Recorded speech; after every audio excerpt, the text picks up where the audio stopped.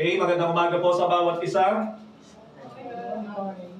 Patuloy po ang ating pag-aaral sa aklat ng Hebreo at naway nagdudulot sa atin ito ng kaunawaan tungkol sa kalalagayan ng mga naunang Kristiyano. Makikita natin na hindi madali dahil sila ay nasasabak sa pagsubok at nais kong isipin natin na ang katotohanan tungkol sa pananampalatayang Kristiyano ay hindi po talaga tinatawag na bed of roses. Ito ay buhay ng pagsasakripisyo. At ngayon ay nasa ikapitong mensahe na tayo at kukunin natin ang ikalimang kabanata, talatang 11 hanggang 14 hanggang ika-6 na kabanata, talatang 1 hanggang 12. Nais ko muna saglit na balikan ang mensahe na napakinggan natin last week para makita nyo yung pagkakarugtong, ano yung ating pag-uusapan sa ngayon. At makikita natin na last week ay napag-usapan natin ang tungkol sa ating dakilang saserdote, ang Panginoon Jesucristo, na ito ay iba kaysa sa mga saserdote na naitalaga sa lumang tipan. At binigyan ito ng comparison. Pero bago yon ay pinakita niyo muna kung gaano kadakila ang ating punong saserdote. He was called the Great High Priest. The only one who is called the Great High Priest. At may mga kadahilan ang ibinigay siya kung bakit siya tinawag na dakila. Because he executed his work in heaven for us. Mga kapatid, after his resurrection, of course, after his passion and resurrection, he ascended to heaven. At doon sa langit ay in-execute niya ang new covenant na kung saan siya ay tagapamagitan. He is the mediator. And a mediator is a priest, of course, pero iba si Kristo sa bagay na yan, sapagkat sa pagkakataong ito ay kinukumpara siya kay Aaron as the first high priest of the Old Covenant. He is great because he rendered duty in heaven. Isa pa doon ay tinawag siya na Son of God. He is the begotten. Alam natin ito, naway sanay na tayo sa katotohanan ito ng Panginoon ay bugtong na anak, kalaunan ay tinawag na panganay sapagkat mayroon ng mga na-born again, mga anak ng Diyos na siyang mga kapatid ni Kristo. Hindi natin sinasabi yan dahil ginawa natin ang salitang yan, kundi yan ay sinasabi ng Biblia doon pa lamang sa Hebrews chapter 2. Ang mahalaga dito, yung sinabi niya that He is able to empathize with our weakness. At bilang high priest, yan ang connection natin sa Kanya, na nauunawaan niya ang ating kalalagayan bilang mga mahihina at may mga pagkukulang. Nakakonect tayo sa Kanya at siya yung ating defender, siya yung ating mediator.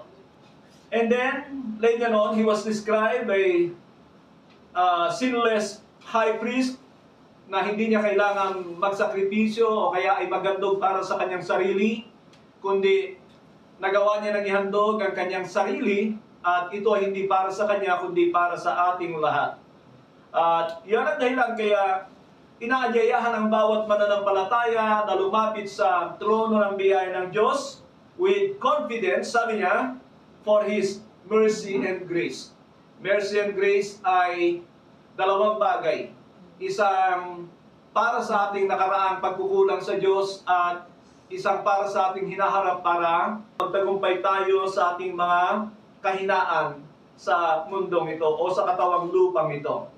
And then later on ay bumalik siya para i-present ang kaibahan ng Panginoon sa mga saserdote rito sa lupa. Yung mga saserdote rito ay dinidescribe na naghahandog sila taunan para sa kanilang sarili at yon ay walang katapusan hanggang sa sila ay mamamatay. Pero ang Panginoon ay minsan lamang at binalikan nga yan para ipaliwanag na sa ginawa niyang ito ay karapat-dapat siya bilang tagapagligtas. Nakikita natin ang napakaraming pinapapilan ng Panginoon. There are a lot of people in the Old Testament. iba-iba ang pumapel sa mga iba't ibang bagay. And every one of them, walang hihigit sa ating Panginoon Kristo sa kanilang lahat. Napakarami na. Likewise mga kapatid, na sa ating kapanahunan, ang kanyang iglesia ay tinatawag na Body of Christ, which when Christ came here, He alone in His body, at sa ngayon ay tayo ang kanyang katawan. Ang mahalagang bagay na maunawaan natin dito ay kung hindi natin gagampanan ang ating bahagi na ipinagkaloob sa atin ng Diyos, at pinagkalooban din tayo ng mga gift.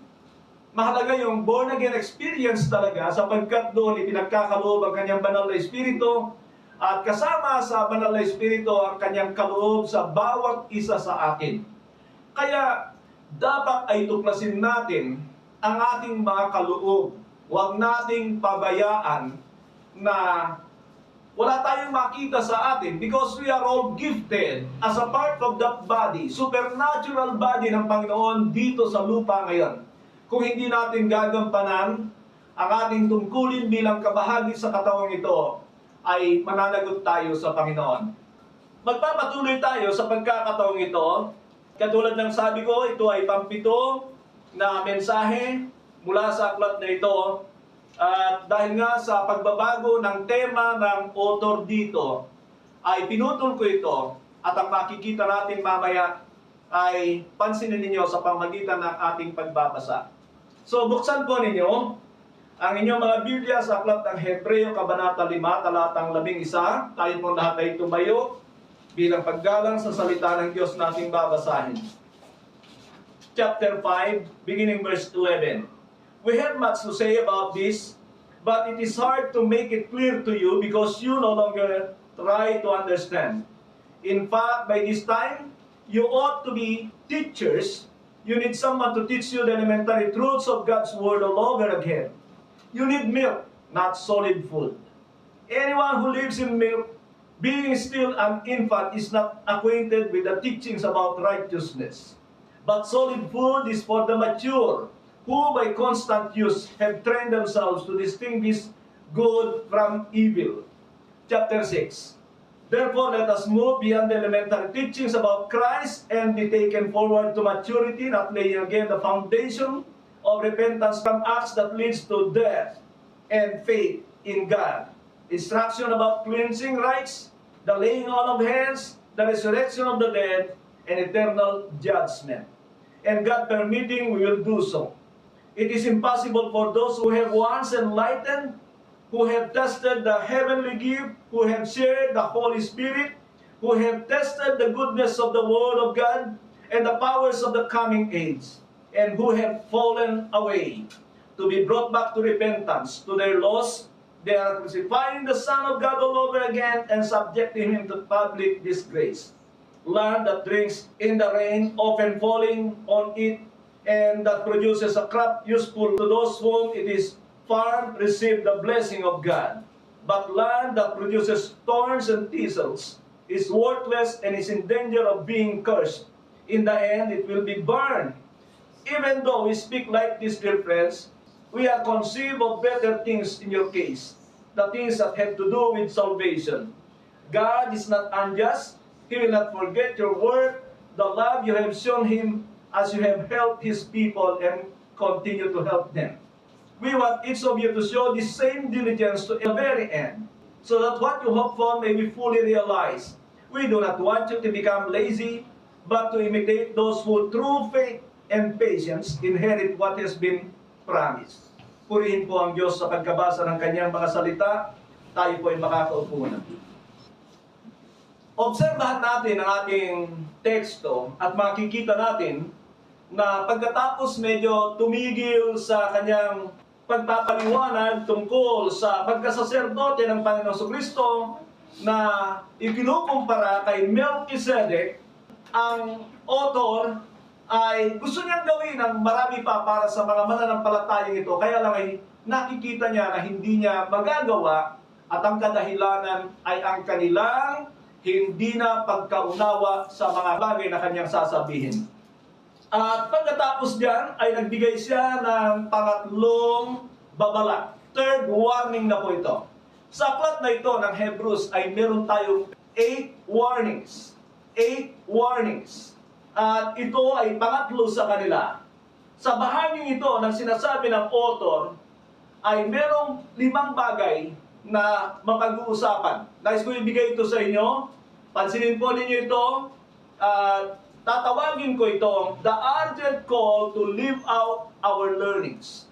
The urgent call to live out our learnings. Sa Tagalog ay panawagan na kailangan ay maisabuhay natin ang ating mga natututunan.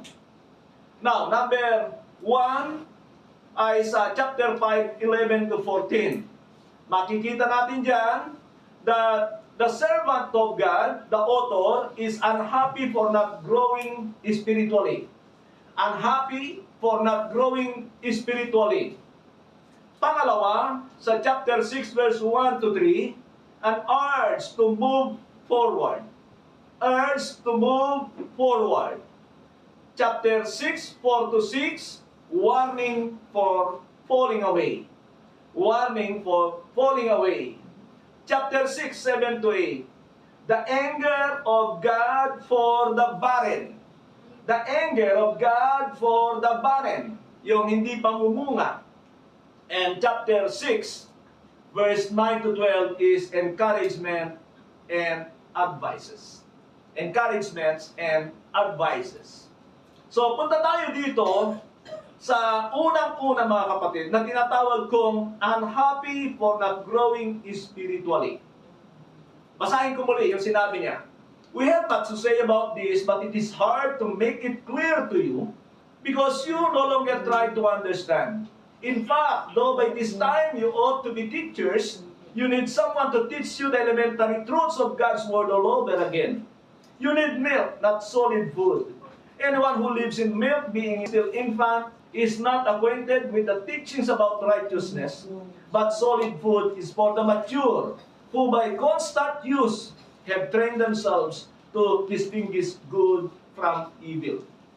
Dito ay makikita natin yung lungkot ng author sa kanyang mga sinulatan. Nangangahulugan ito na unang-una ay kilala niya ang mga taong ito. And there could be no man like Paul who is also so concerned about the Jewish people.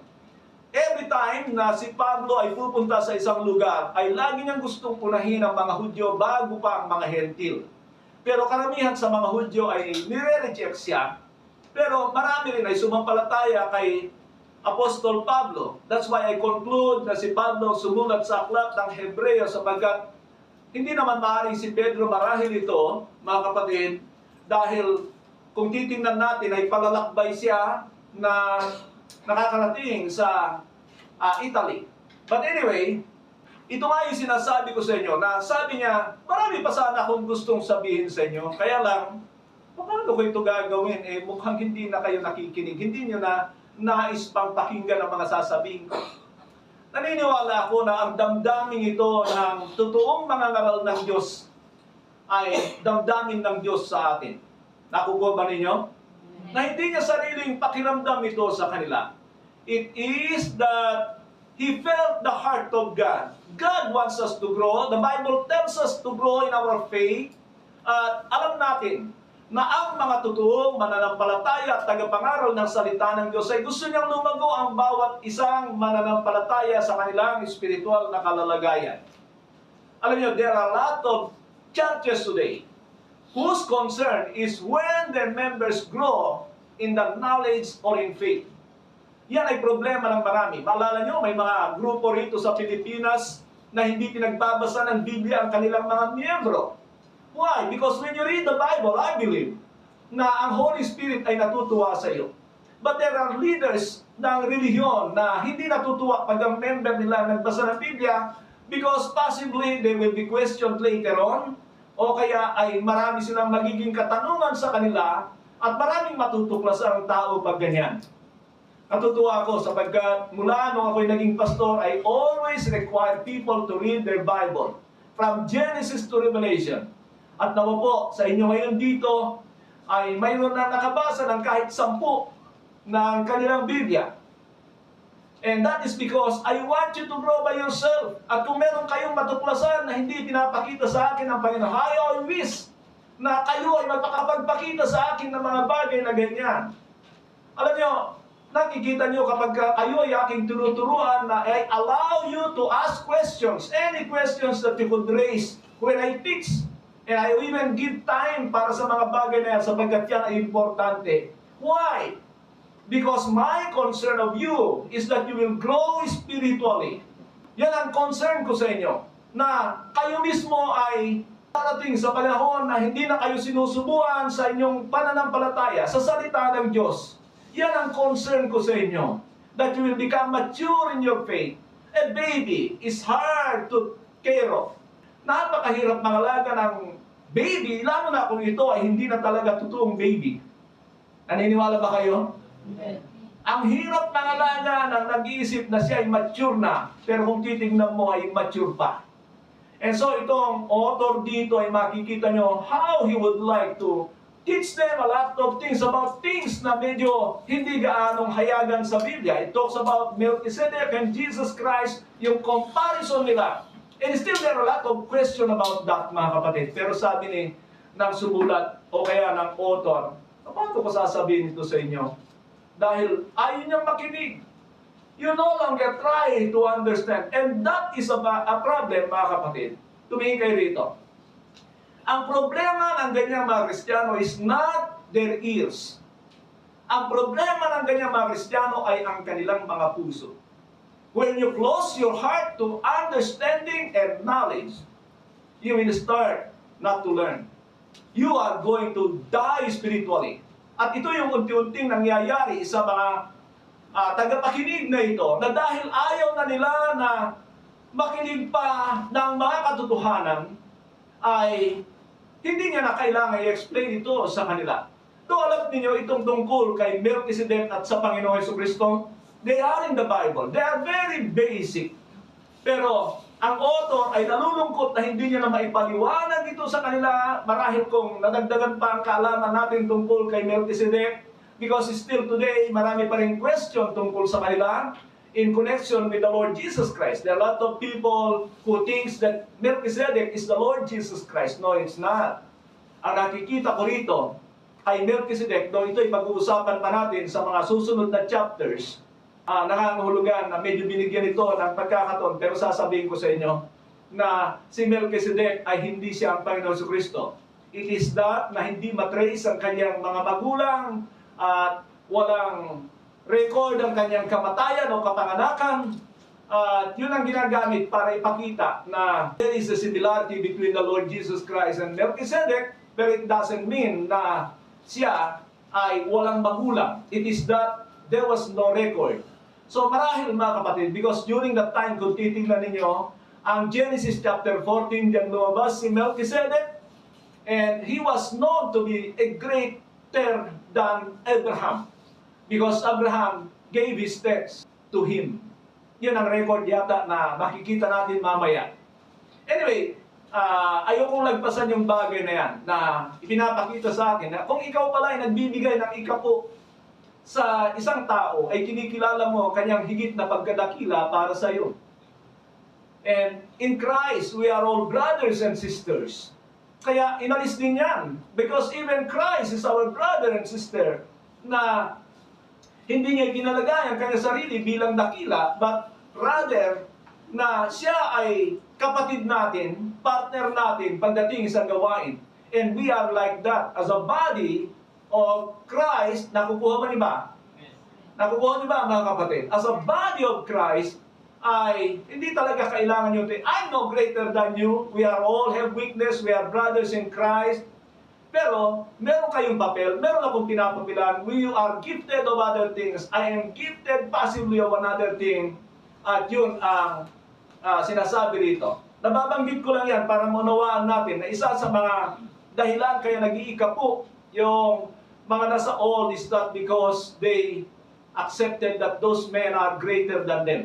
Anyway, another thing ay yung command naman ito talaga sa mga Israelita na ibigay ang kanilang ikapo sa mga Levita, pero it's not in the New Covenant.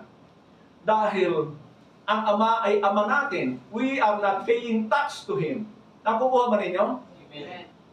Hindi tayo nagbibigay, kundi parang partner tayo. Hindi tayo nagbabayad ng ating tax sa Diyos.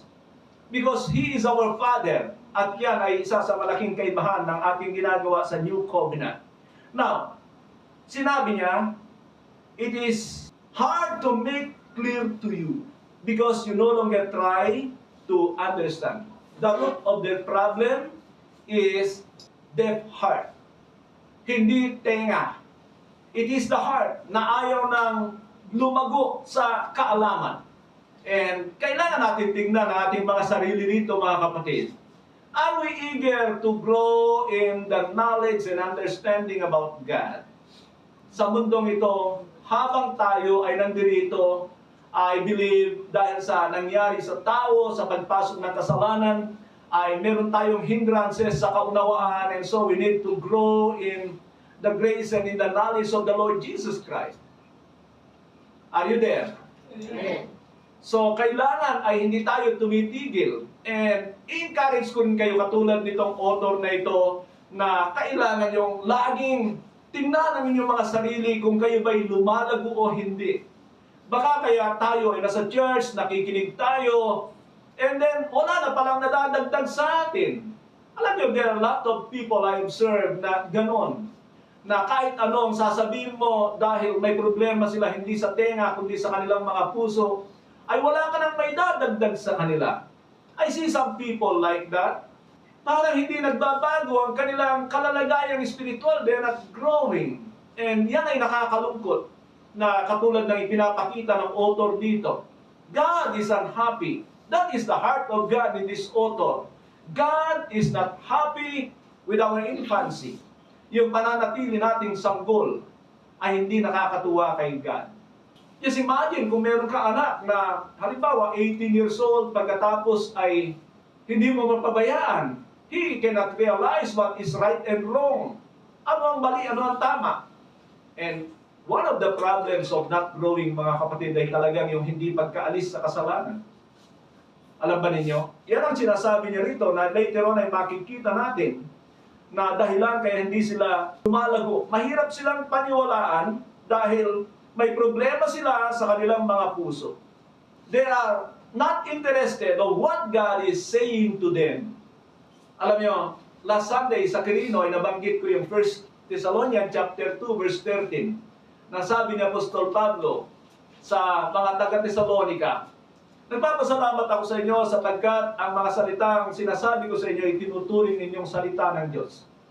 And that causes growth sa mga Kristiyano kapag ka ang mensahe ng preacher ay tinatanggap niya bilang mga salita ng Diyos. Mga kapatid, tumingin kayo rito. Did you know that the Bible say that anyone who trembles with the word of God, God is pleased? Kung ikaw yung tao na maliit lang ang salita ng Diyos, pero parang nanginginig ka na natatakot ka na hindi mo may sabuhay. Ang problema na ating kapanahunan ay makapakinig lang ng salita ng Diyos, okay na sa kanila. That's not good, mga kapatid. It's not a good sign. Hindi tayo tumitigil doon sa pakikinig lang pagkatapos ay walang nangyayari sa atin. So, yan ang sinasabi niya rito. And sa verse 12 ay sinabi niya, in fact, though by this time, you ought to be teachers, you need someone to teach you the elementary truths of God all over again. You need milk, not solid food. How long does it take to become a teacher of the basic of the truths of the Bible?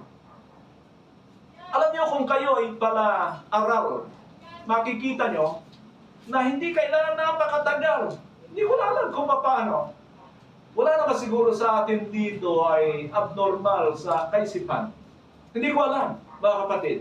But how long should it take us to teach the basic truths of the Bible? How I wish na lahat kayo ay nakakapagsalita. How I wish na lahat kayo, pag wala ako, ay namimili ako sa inyo kung sino ang aking itatalaga na magsasalita. How I wish. Pero yan ang problema na sinasabi ng author dito sa mga Kristiyanong ito. Na sabi niya, dapat sana tagapagturo na kayo. Pero ngayon, hanggang ngayon, sanggol pa kayo. Matatanggap kayo natin yun.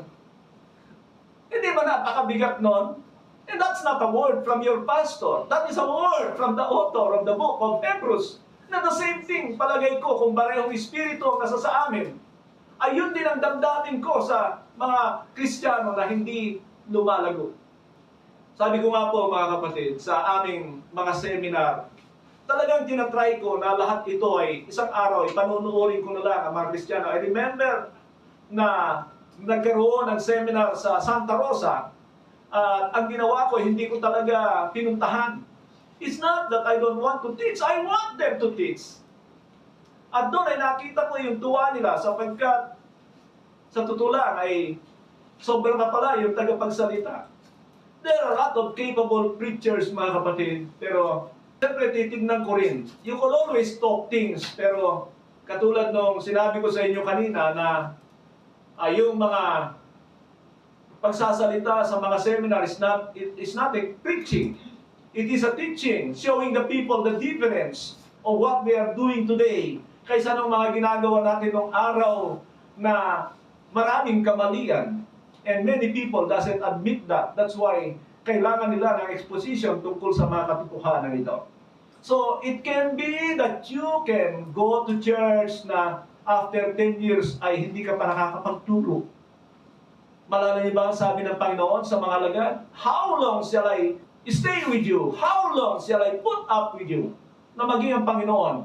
Makikita niyo yung damdamin niya na hindi siya natutuwa sa mga Kristiyano na namamalaging nandyan lang sa church. We are not called to sit down at the church. We are called to become a disciple. And a disciple can teach basic teachings. Yung basic ba, mga kapatid? And we have all those materials today. Dapat yung tandaan yan. Kaya nga lagi ko ini-encourage. Sabi ko nga doon sa mga graduate na sa 70 Commands of Jesus Christ, na lahat ng mga lessons na ito na kinaroroonan natin ngayon, yung 61 to 70, makinig kayo, are converted into a lesson for leaders. Pero kung titignan nyo, talagang leaders din talaga ang target. Ipakita ko sa inyo yung aming tinalakay last Thursday na ang pamagat ay utos number 64 and ang pamagat ay love one another. Marami nang gano'n sa nakaraang utos ng Panginoon.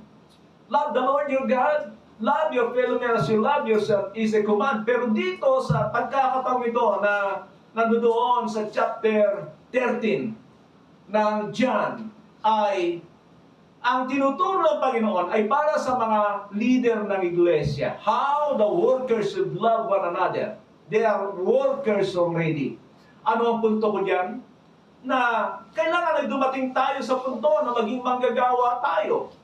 Sabi ko nga sa mga lesson na yan na hindi tayo gagraduate lamang sa 70 utos na nag-graduate lamang.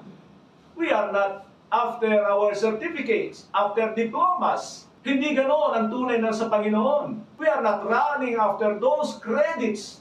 We are running after how we can serve our God. Can you say amen? Amen. At sana po mag-isip-isip kayo sa inyong kalalagayan na hindi pwedeng habang buhay baby kayo. The same thing na sasabihin sa inyo nitong author dito ay sasabihin ko sa inyo at sasabihin ng Diyos sa inyo. Huwag niyong hintayin na ma-offend kayo sa akin.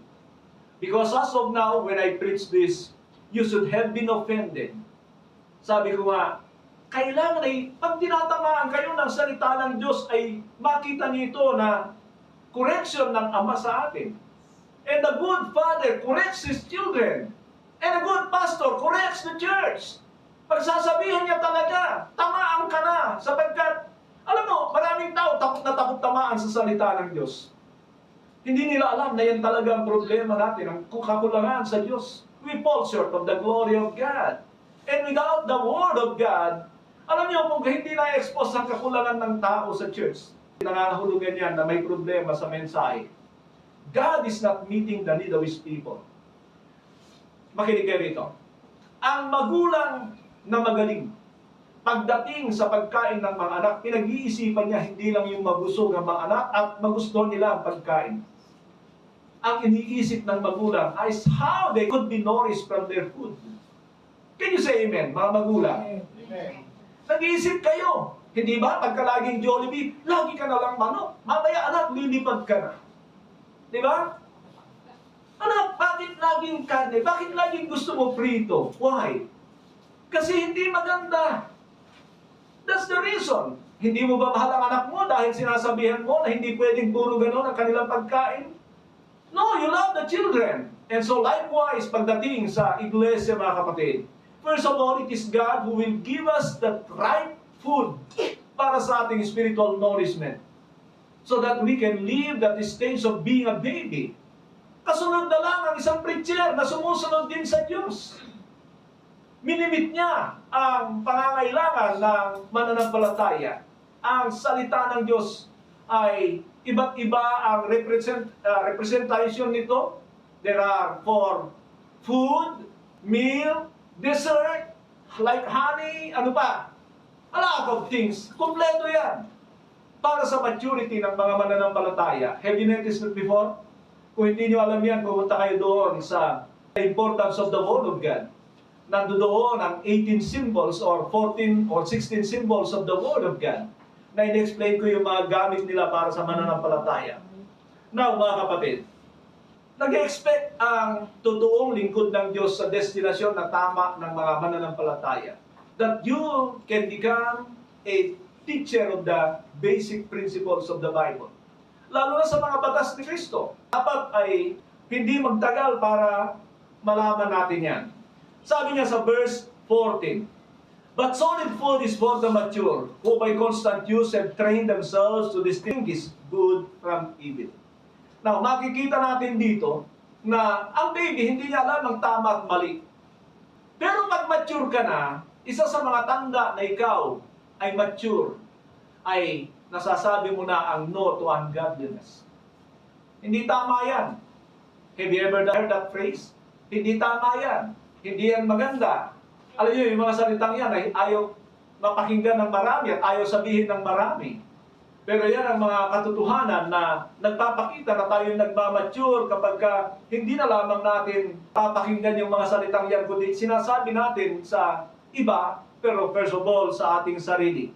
So, alam natin na baby pa ang isang mananampalataya kapag siya ay madaling matangay ng hindi tama.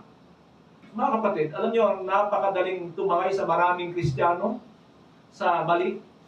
Mga pakinabang sa kanila, mga nag-aalo sa kanilang hindi pamumuhay ng tama. Those are teachings na hindi matuwid, pero tinatanggap ng mga Kristiyano. Kaya maraming churches hindi makapangaral ng tungkol sa matuwid na pamumuhay kabanalan because they are afraid that people will be shoved away. May tataboy sila sa mga ganyang pangangaral. Pero ang mga tunay na sa Diyos, mga kapatid, they love to be molded into Christ-likeness. Andiyan pa ba kayo? Amen. We love to be molded into Christ-likeness. Why? Because we know na yun ang purpose ni God sa atin. Makinig kayo, mga kapatid. Itong kaisipang ito ay kahapon ko pa nasa isipan. Sabi ko, sa mundong ito, wala na talagang patungo sa maganda. Pero nasasabi ko yon in the sense na nasa isip ko that the only thing that is growing into good, acceptable to God, is Christ-likeness. Christ-likeness. Pag hindi ka nagpursigi sa Christ-likeness, hindi ka gumaganda sa mata ng Diyos. Andiyan ba kayo?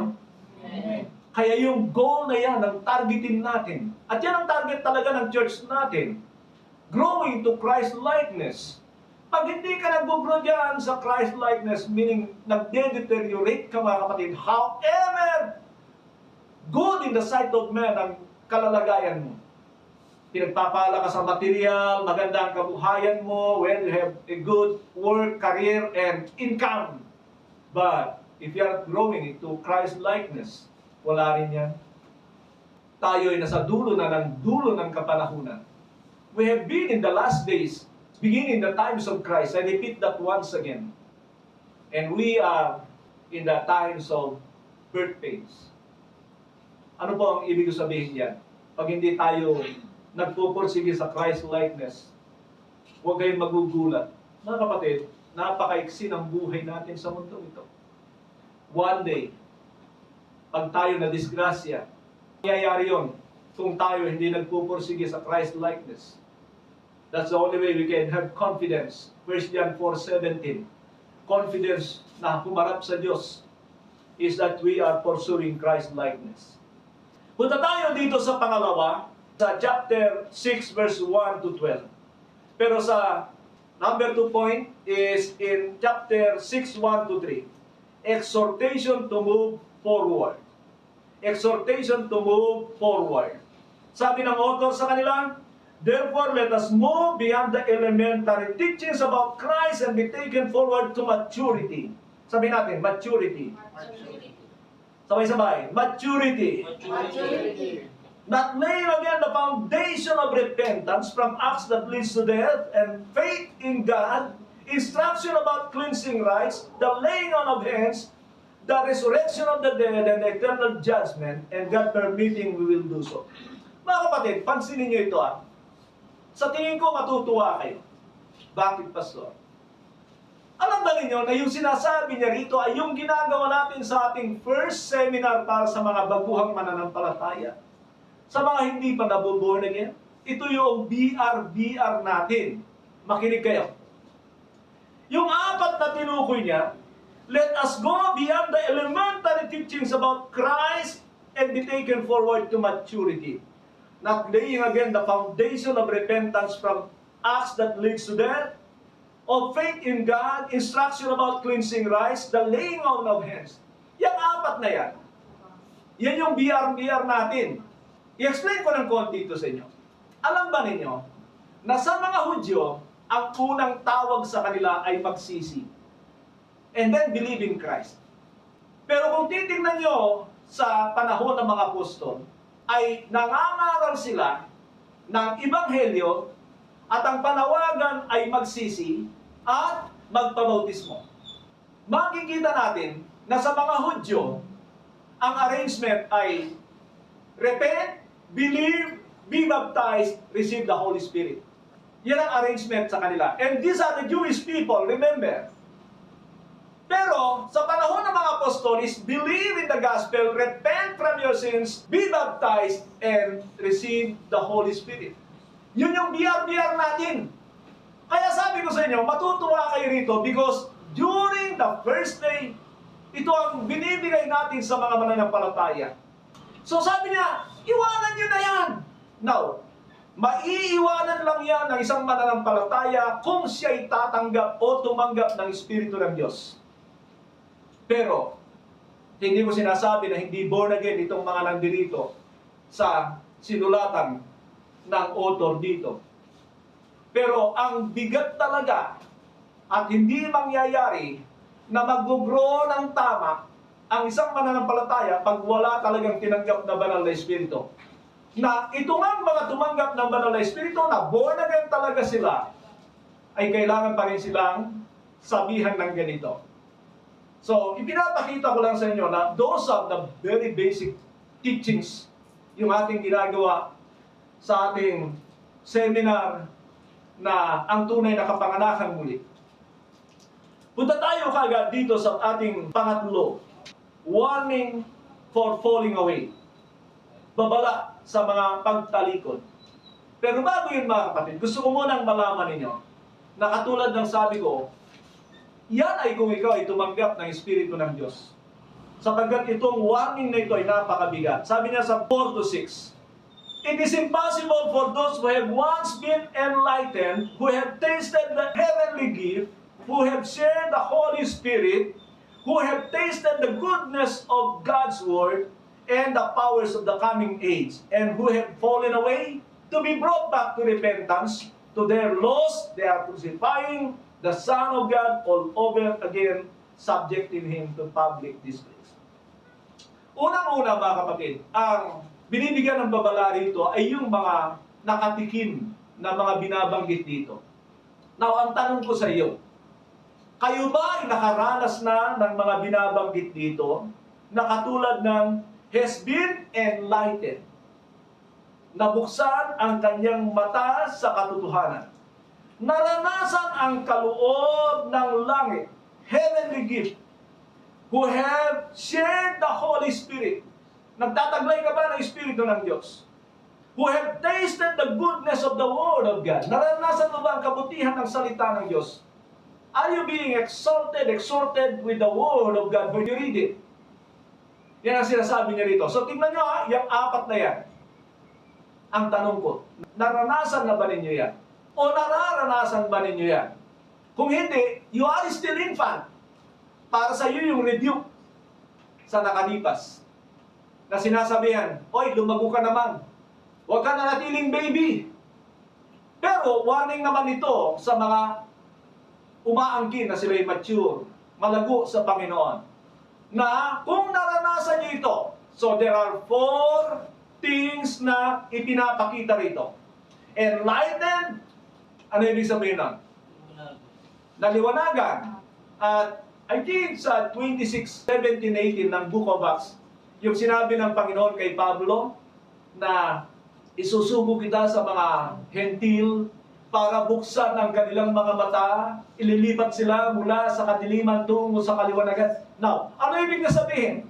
Enlightened means now you have known what is right and wrong, what is darkness and what is light. Yun ang ibig sabihin noon. Andiyan ba kayo? Amen.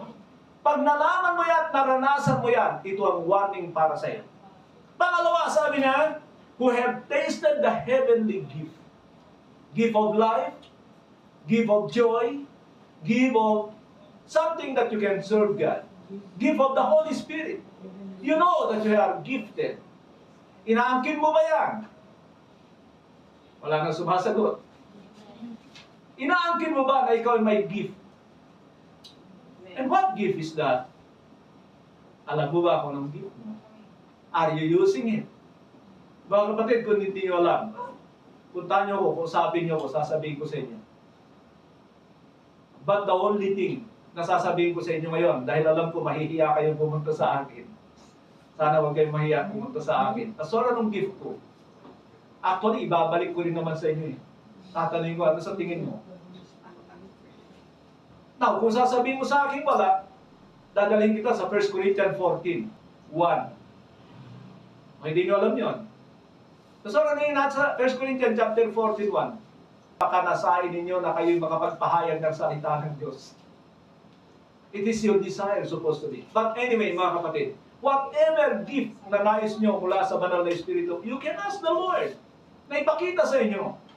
Dahil nais ng Diyos na kayo ay maging kasangkapan niya. So, sana makita natin na tayo ay merong gift. And the next question is, ginagamit mo ba yung gift mo? Nagagawa mo ba? So, anong mga gifts sa Bible? Listen to this, mga kapatid. There are gifts of edification. Sa chapter 12 and chapter 14 ng 1 Corinthians. And then there are gifts of equipping gift sa Ephesians chapter 4. Sa leadership, sa 1 Peter chapter 5. And then, administration sa Romans chapter 12. I think, verses 5 to 8. May karagdagan pang mga talata. Nakukuha niyo ba? I-check niyo kung ano ang gift niyo sa mga talatang yan. And you can see.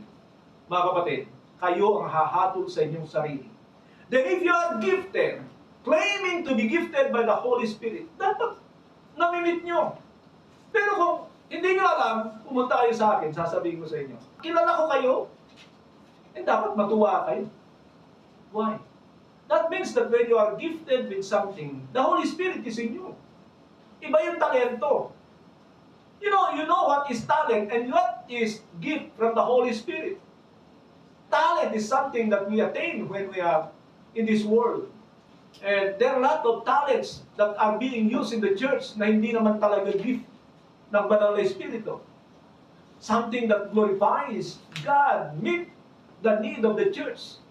And something na you can serve God na talagang makikita mo. Pero masasabi ko yan. So, sabi niya, kung kayo ay may mga ganito, sabi niya, imposibleng tatalikod kayo. Pero hindi nangangahulugan, hindi ka tatalikod dahil hindi ka niya babalaan.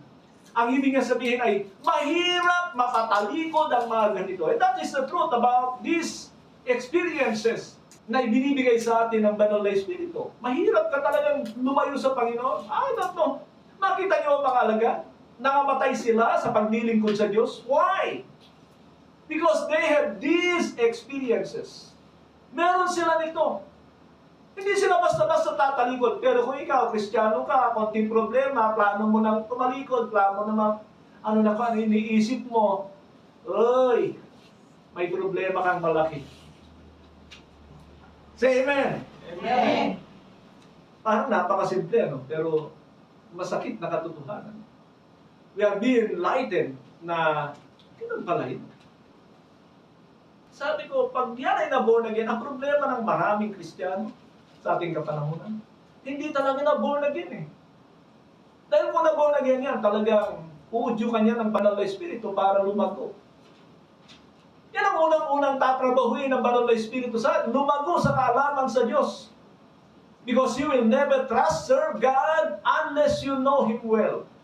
Hindi ka magsasakripisyo. Kaya tingnan nyo, ang mga pangako ng marami sa mga mananampalataya, hindi pagsasakripisyo, kundi kaaluanan ng pangako. Mga kapatid, hindi man natin gusto yun, pero that is the destiny of every believer. Now, we need to have a life of sacrifice in Christ. Paulit-ulit na sinasabi ko sa inyo na ang Panginoon ay manawagan sa mga tao. He always say, if anyone wants to become my disciple, he must deny himself, take up his cross, and follow me. If anyone loves his father and mother more than me, yes, even his own life cannot be my disciple. Ibig sabihin, ang buhay na nakaugnay kay Kristo is a life of sacrifice. At malala niyo yung Romans 8:17? Sino nakakamemorya nun? If we are co-heirs with Christ, then we are co-heirs with His suffering. Kung tayo kasama sa tagapagmana na mamanahin ng anak ng Diyos, kasama rin tayo sa kanyang mga paghihirap. Do you have sufferings in Christ? Tulad ng kinukwento ko na nitong mga biyahe na ito, sabi ko, hindi na ako katulad ng dati na balikan, pag magbiyahe, mag-seminar, nagbuong maghapon, 2 days, and then babalik, minsan walang tulog. Pero hindi na ngayon. Sabi ko nga ngayong week na ito, mga kapatid, pakinggan nyo. Ngayong week na ito, pagdating ko, sabi ko, marami na ako iniisip na trabaho. I need work dahil sa physical ko, kailangan pawisan ako. Pero, sabi ko, pahinga muna ako. E naalala ko, first day pa na ngayon, linggo. Nagtrabaho na ako, maaga. Nag-exercise na muna. Anyway, so, kung maranasan mo yung mga yan, ay imposibleng tatalikod ka. Punta tayo sa pang-apat. Sabi niya, a parable to demonstrate the anger of God to unalike fruit. Hindi tamang bunga. Ano sabi niya? Land that drinks the rain often falling on it, and that produces a crop useful for those of whom it is farmed, receive the blessing of God. But land that produces thorns and thistles is worthless and is in danger of being cursed in the end. It will be burned. Mga kapatid, please, this is the third warning we have in this book. At napakabigat. Ano ibig niya sabihin? Ito ay para sa mga nasa iglesia na talagang ipinapangaral ng tama ang salita ng Diyos. Naniniwala ko, there are a lot of churches today na hindi pinapangaral ang salita ng Diyos. They are there to entertain and accommodate people who are not born again. They just capitalize with good words so that they can collect money from them. Pero sa iglesia na ipinapangaral ang salita ng Diyos, ang nais natin ay maging katulad ni Kristo. Pag ito ay walang nangyari sa iyo, binabalaan ka niya. Ito ang sinasabi niya.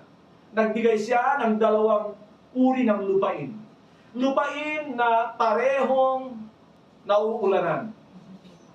Nauulanan ng totoong salita ng Diyos.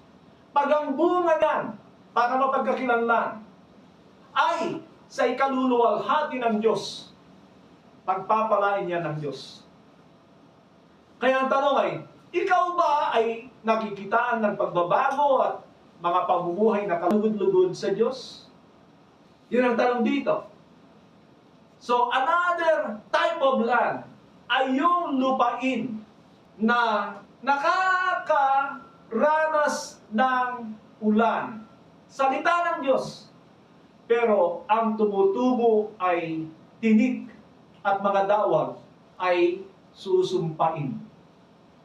Mga kapatid, sabi ko kanina, maraming churches, they are there to entertain people, accommodate people who are not really born again.